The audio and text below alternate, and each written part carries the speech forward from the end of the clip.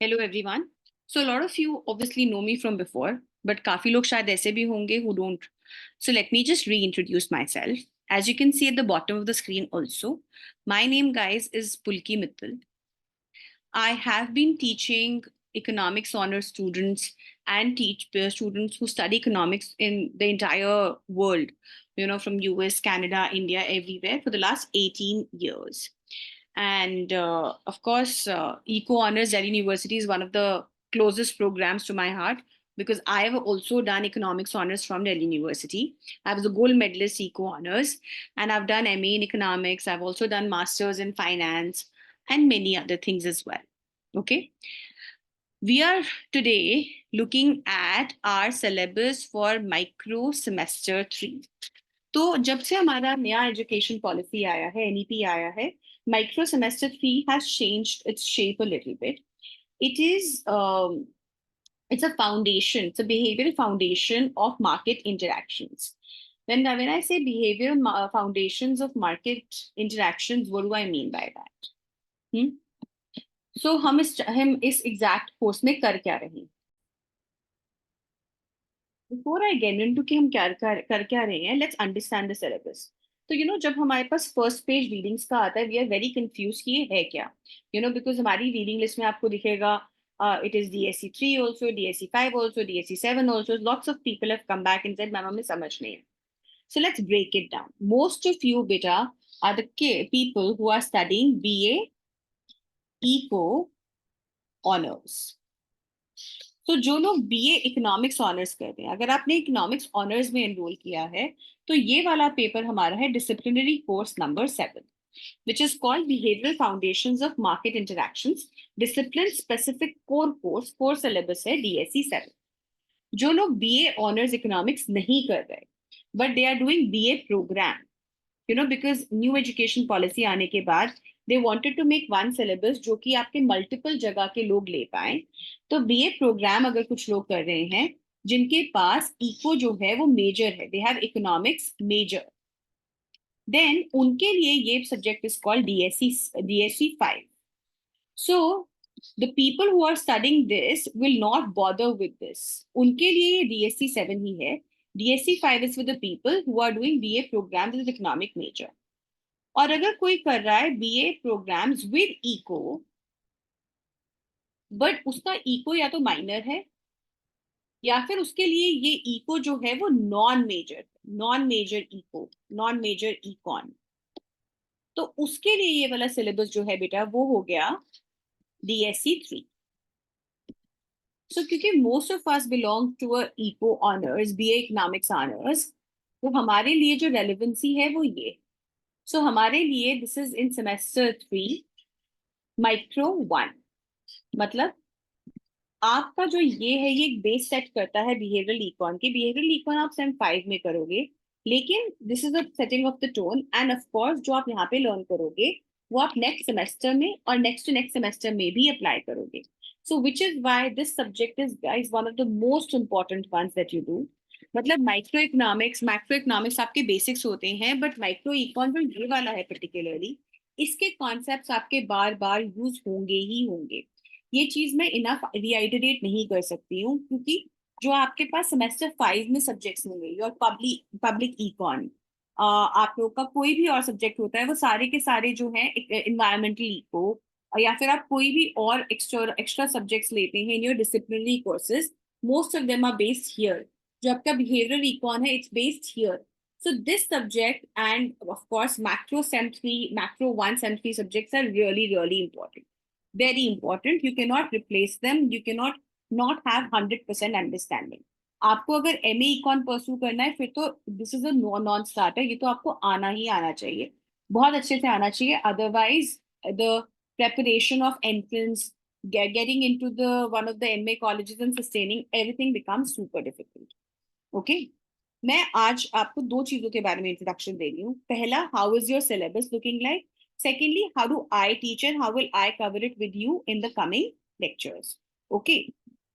So let's talk about how the syllabus looks like. तो हमारा बेटा जो ये वाला सिलेबस है, this is divided in 3 units. Unit 1 and 2 are very, very connected to each other. Unit 1 is about consumer behavior. Consumer behaviour वाला जो हमारा यूनिट है, इट टॉक्स अबाउट कि कंजम्पशन जो है उसका जो डिसीजन है वो कंज्यूमर कैसे लेता है. ऑफ कोर्स ये वाले जो सारी चीजें वो डिस्कस करेगा इस सिलेबस में, वो सारी चीजें हम लोग भी जब कंजम्पशन करते हैं तो हम करते हैं, लेकिन वो हम इतना ज्यादा सबकॉन्शियसली करते हैं that we don't notice these things. So it is about you understanding consumer patterns, and of course consumer patterns के बेसिस पे ही डिमांड सेट होती है. So very important unit. It covers chapter 2 to 6 and chapter 8 and 9 from variant.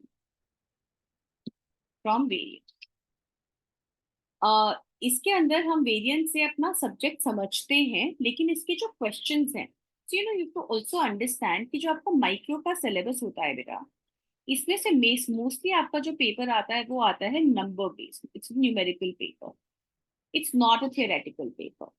या फिर अगर numerical के बाद कोई और चीज आती भी है तो वो एप्लीकेशन बेस्ड होगी. और एप्लीकेशन बेस्ड क्वेश्चंस को सॉल्व करने के लिए, न्यूमेरिकल क्वेश्चंस को सॉल्व करने के लिए हमारे को अंडरस्टैंडिंग ऑफ द कॉन्सेप्ट तो चाहिए ही होती है, but understanding in what manner. हमारे को चाहिए होती है understanding it in the practical application, मतलब थ्योरी, उसका डायग्राम नहीं समझेंगे तो ऑटोमेटिकली हम अपना if you don't understand the diagram then you're not doing justice to the theory. अब डिमांड को आप जितनी मर्जी बात कर लो, बट डिमांड को अच्छे से समझने के लिए डिमांड कर्व तो बनाना जरूरी होता है ना. तो theory, diagram and plus of course their numericals. Numericals जो है बेटा वो आपको प्रैक्टिस करने से ही आते हैं, क्योंकि स्पेशली होता क्या है इस पर्टिकुलर चैप्टर पेपर के अंदर, रेपिटेशन ऑफ क्वेश्चंस बहुत कम होते हैं, क्योंकि क्वेश्चंस रेपिटेटिव नहीं होते हैं. इसीलिए हमारे को हर तरह का क्वेश्चन प्रैक्टिस करना चाहिए, ताकि हमारी धीरे धीरे अंडरस्टैंडिंग डेवलप हो कि क्वेश्चंस को कैसे अप्रोच करना. Okay, this is my unit 1 chapter 2 to 6 chapter 8 and 9 variant. This बेटा forms 50% of the syllabus. 50% which means कि मेरा आधा कोर्स तो यहीं पे ही आ गया. Okay, unit 2. यूनिट 2 जो है बेटा that is variant chapter 12. Only one chapter, variant chapter 12. But again very very important chapter. Numerical heavy होता है और बहुत सारे तरह के डिफरेंट तरह के कॉम्प्लिकेटेड न्यूमेरिकल्स होते हैं, इसीलिए this is actually weighed at 20%. मतलब आपके 2, 3, 4, 5, 6, 8 and 9, 7 chapters are weighed at 50% and one chapter is entirely it is worth 20%. But ये नहीं आता तो ये नहीं आता. तो यूनिट 2 अगर आप सोचो मैं यूनिट 1 करे बिना कर लूंगा तो नहीं पॉसिबल है. यूनिट 1 करना ही करना पड़ेगा अच्छे से यूनिट 2 को अच्छे से करने के लिए. यूनिट 3 बेटा इज अबाउट प्रोड्यूसर बिहेवियर. तो यूनिट 1 जो है वो कंज्यूमर बिहेवियर है. यूनिट 2 जो है उसके अंदर हम उसी कंज्यूमर बिहेवियर को एक्सटेंड करते हैं और अनसर्टनिटी की बात करते हैं. Decision under uncertainty. कल को बारिश हो जाएगी तो क्या करूं, छाता लेके जाऊं ना लेके जाऊं, you know, uncertainty. We don't know what's gonna happen. If I carry an umbrella it's gonna be heavy. अगर हैवी होगा तो ऑफ कोर्स मैं I will get bugged. I don't know what to, like I will not want to carry it unless it rains. So what are the probability of rain? Based on that, if I carry an umbrella or don't carry an umbrella, what are my costs and profits and all of that? That is uncertainty. Variant, chapter 12. लेकिन unit 3 में हम सीधा ही producers के पास चले जाते हैं. And this then is not variant बेटा. इसकी रीडिंग आपकी है सरानो. एंड सरानो के साथ of course another writer is there who is called Feldman. Serrano and Feldman, chapter 8 to 10. And this is then, of course, worth the rest 30%. So 50% here, 20% here, and 30% here. This forms your entire micro syllabus. और ये syllabus cover तो आप theoretically यहीं से करोगे, लेकिन आपकी reading में स्पेशली लिखा हुआ है कि जो वर्कआउट प्रॉब्लम्स हैं, जो क्वेश्चंस हैं, वो आपको it is only relevant for DSC 7, which means DSC 7 is our syllabus. तो जो हमारा इको ऑनर्स का सिलेबस है वो DSC 7 के लिए है. वर्कआउट्स के लिए हमारे को बुक कवर करनी है नॉर्टन एंड को, जो कि ऑफ कोर्स हम साथ साथ भी करेंगे, बट मोस्टली नॉर्टन एंड को एंड कंपनी का जो हमारे वर्कआउट्स होंगे वो मैं हर एक पोर्शन के बाद हर एक चैप्टर और या फिर अगर कुछ चैप्टर्स इंटरकनेक्टेड है तो 2-3 चैप्टर्स के बाद इकट्ठे कवर करेंगे. And because there are so many numericals, that is why now how do we cover the syllabus? You know, micro is so numerical based and so application based that इसका ना over and over again हमारे को practice करना और दोबारा दोबारा review करना बड़ा जरूरी होता है. और इसमें ना हमारे कॉन्सेप्ट्स जो है वो बहुत सारे हैं. So what I have done is we will give you an index. This index will be in Excel. This Excel will contain all topics. And against those topics, you will have videos.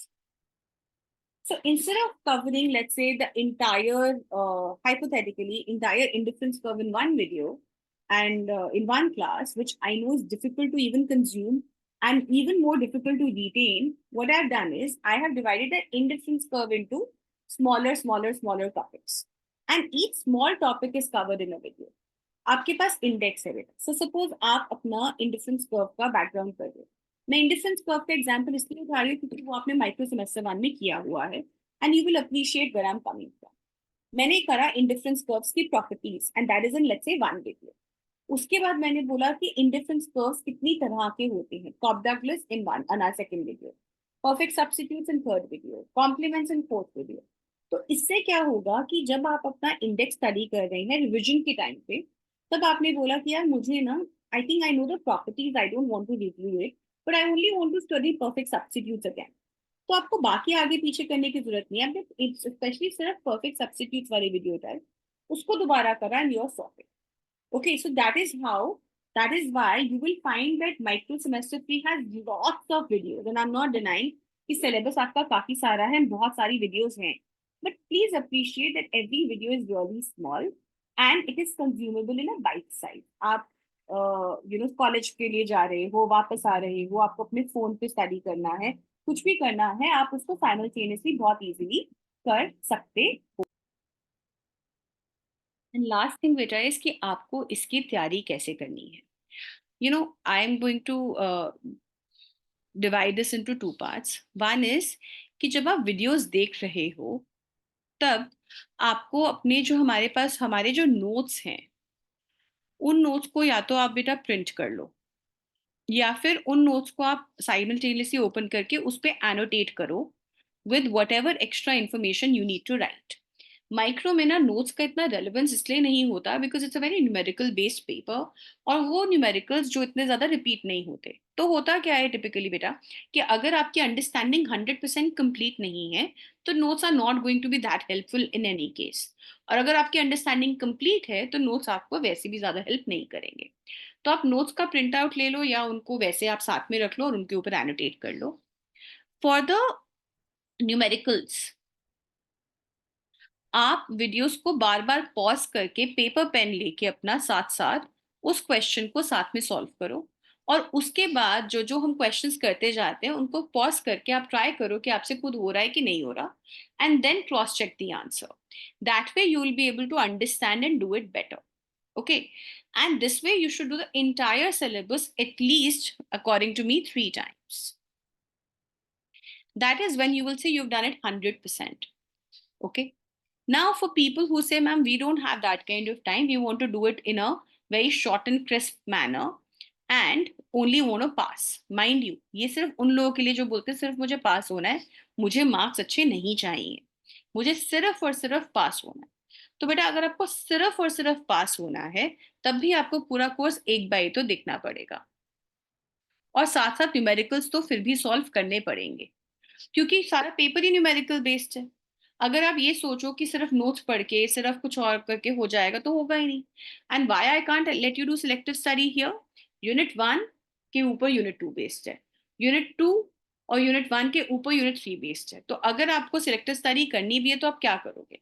Unit 1 तो आपको करना ही करना पड़ेगा, कोई चारा ही नहीं है आपके पास. यूनिट 1 तो has to be done. Unit 1 has to be done. Maximum अगर आपको सिलेक्टिव स्टडी करनी है तो आप बोल सकते हो 2 या 3 में से I will do 1. 3 is one of the more difficult ones, so you can do either 2 or 3. That way you would have done only 70 to 80% of the syllabus and you should be okay. But इसमें problem क्या आती है, unit 1 जो है typically वो काफी बारी इतना कॉम्प्लिकेटेड क्वेश्चंस आ जाते हैं उसमें से कि आप 70-80% सिलेबस करके भी पूरा पेपर तो आप वैसे नहीं आंसर कर सकते, 70-80% पेपर आंसर नहीं कर पाओगे, which is where sometimes an issue crops up. So my suggestion, पूरा करो, अच्छे से करो. One of the most most important papers जो आप अपने पूरे सिलेबस में करोगे, ध्यान से करना बड़ा जरूरी होता है. Keep a separate notebook and annotate your notes and solve each numerical yourself is the best advice that I can give you for this paper. Baki, it's a very, very fun paper. It's very interesting. You will really enjoy it. And ye wale concepts you will carry for the rest of your ecos journey. Okay. So we'll start the syllabus from the next class.